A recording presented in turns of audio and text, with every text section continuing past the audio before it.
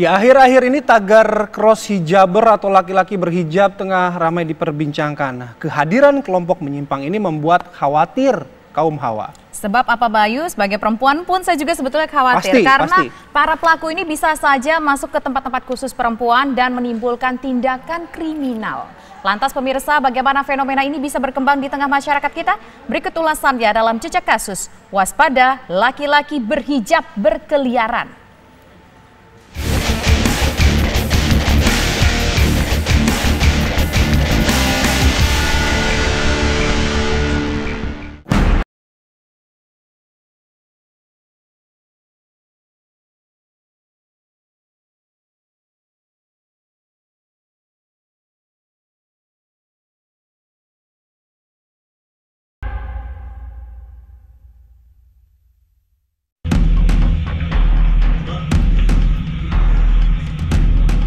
Ini adalah sosok pemuda bernama Nur.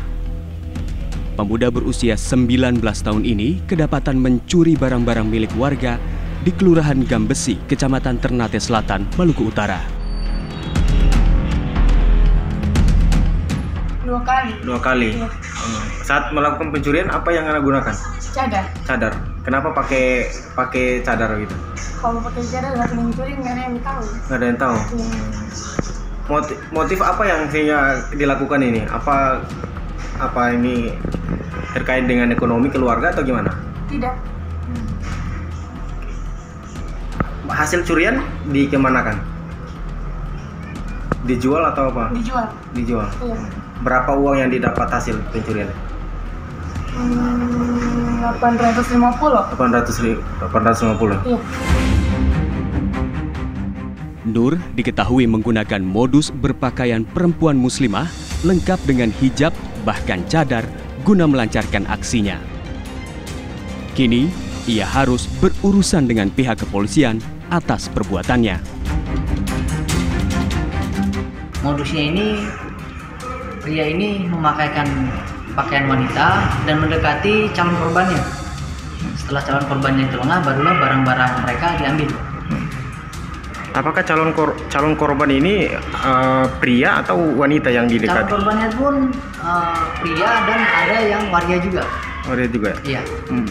Saat ditangkap itu masih menggunakan cadar apa seperti apa? Pada saat ditangkap, tersangka ini masih menggunakan pakaian wanita yang bercadar. Fenomena laki-laki berhijab seperti Nur bukanlah satu-satunya yang pernah ada. Hal itu dibuktikan dengan beberapa unggahan di media sosial perihal kebiasaan laki-laki menggunakan pakaian perempuan.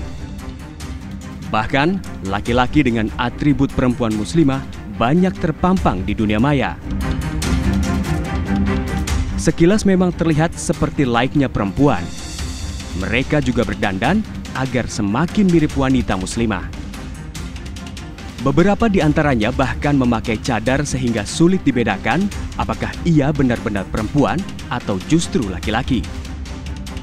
Mereka bahkan tak malu saat memasang fotonya ketika masuk atau berada di tempat khusus kaum hawa. Keberadaan kelompok ini tentu saja sangat mengkhawatirkan. Sebagian warga bahkan merasa terancam dengan adanya para laki-laki dengan kebiasaan menyimpang ini. Cukup meresahkan ya, meresahkan dalam artian mereka berani berpakaian seperti wanita dan itu diposting di sosial media, jadi orang-orang bisa ngeliat gitu, mungkin anak-anak atau mungkin orang yang belum ketemu identitas aslinya, jadi bisa jadi terinspirasi atau jadi memberikan pengaruh negatif aja atau pengaruh buruk gitu ke orang lain. Jadi lebih was-was sih ya, kayak ke tempat umum gitu, misalnya ke toilet, jadi kalau ada orang yang berpakaian tertutup kayak gitu jadi lebih netting aja sih jatuhnya, nih orang tuh beneran maksudnya cewek atau cowok ya, takutnya jadi melakukan sesuatu di luar dari perkiraan kita, misalkan kayak entah mereka mau menjadi satu dengan perempuan dengan maksud tertentu sih, kayak gitu aja. Khawatir aja ya, karena kan sebenarnya wanita itu tujuannya menutup pakai hijab itu kan sebenarnya untuk menutupi aurat ya. Terus once ketemu sama cross hijaber yang dia ternyata dalamnya ada laki-laki, jadi kelihatan dong aurat kita sama, dan maksudnya perempuan itu kan sebenarnya boleh kelihatan auratnya sama yang sesama muhrimnya gitu. Terus tiba-tiba ada laki-laki kan jadinya ya yang dirugikan ya kita gitu, yang memang wanita beneran gitu sih. Keberadaan mereka berasal dari istilah cross-dressing, di mana laki-laki berpenampilan manis layaknya perempuan. Namun, kini mereka berinisiatif menggunakan tampilan muslimah lengkap dengan hijab dan cadar. Fenomena ini menimbulkan kontroversi dan mencoreng komunitas muslimah. Mereka dinilai memiliki motif sebagai ekspresi diri atau hiburan hingga bertujuan melakukan tindakan kriminal. Fenomena menyimpang ini membuat sejumlah tempat mengambil tindakan antisipasi. Salah satunya di Masjid Sunda Kelapa, Jakarta. Fenomena ini kan tentu tidak bisa kita abaikan. Harus ada tindakan tegas. Kami sendiri dari Masjid Sunda Kelapa itu sudah mengantisipasinya karena hari-hari kan sibuk tuh, heboh dengan isu cross hijab itu. Kita mengawasi dengan ketat tempat wudhu dan toilet. Kemudian juga tempat sholat itu kita kawal dengan ketat karena kita juga ada pengawas perempuan di masing-masing tempat itu untuk agar jangan sampai kita kesusupan dengan perilaku yang menyimpang ini gitu, perilaku yang sesat ini gitu. Karena ini meresahkan umat dan ini sangat tidak terpuji. Oleh karena itu kalau kita kepegang mereka, kita akan kasih hukuman yang berat untuk mereka. Sementara itu, Majelis Ulama Indonesia mengaku belum menerima laporan dari masyarakat maupun MUI daerah terkait fenomena ini. MUI bahkan memandang hal ini merupakan sebuah fabrikasi hoaks yang dilakukan kelompok tertentu untuk memengaruhi masyarakat. Nggak ada fenomena itu di MUI daerah ataupun apapun, nggak ada. Jadi ini semata-mata adalah sebuah rekayasa di media sosial. Kalaupun MUI harus melakukan sesuatu, saya kira akun tersebut akan kita laporkan ke Kominfo untuk dilakukan tindakan yang sebaiknya seperti apa. Kalau itu bagian dari fabrikasi hoax kan ada undang-undangnya untuk dilakukan tindakan oleh pihak pemerintah. Lalu, siapa sebenarnya kelompok ini dan mengapa bisa muncul fenomena laki-laki berhijab? Sebetulnya cross hijaber itu atau orang laki atau wanita yang menggunakan baju dari identitas gender berbeda itu lebih sepertinya bukan karena iseng-iseng, tetapi lebih karena untuk memenuhi kebutuhan untuk merangsang dirinya dalam kaitannya seksual gitu.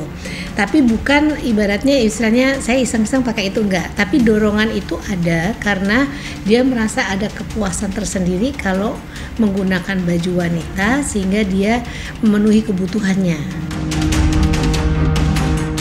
Kondisi ini disebut dengan istilah transvestitism, yaitu salah satu gangguan parafilia di mana individu terangsang secara seksual oleh tindakan cross-dressing sebagai lawan jenis yang menghasilkan gairah diri sendiri.